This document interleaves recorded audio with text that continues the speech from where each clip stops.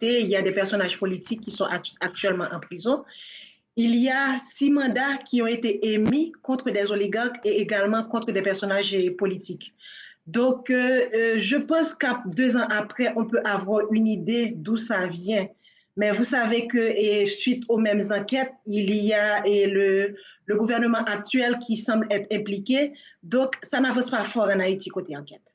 Mais on a plus ou moins une idée de qui a fait tout ça. Et vous pouvez nous dire qui a fait tout ça?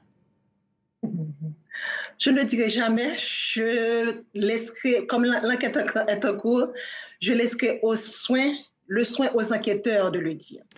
Alors, je vais citer le New York Times. Fin 2021, il a publié une longue enquête dans laquelle il affirme qu'avant d'être assassiné, votre mari était en train de dresser une liste de puissants politiciens, des entrepreneurs impliqués dans le trafic de drogue en Haïti, et qu'il avait l'intention de la remettre au gouvernement américain. Est-ce que c'est un récit fiable? Est-ce que c'est aussi ce que vous pensez? Si ça fait partie d'une enquête et que c'est la suite d'une enquête que ça a été dit, c'est sûrement fiable. Mais moi, je ne saurais le dire parce qu'il ne m'en a pas parlé. J'étais beaucoup plus axée sur le social que sur la politique. Donc, il y a plein de choses politiques qu'on ne discutait pas vraiment. Donc ça, je ne saurais le dire.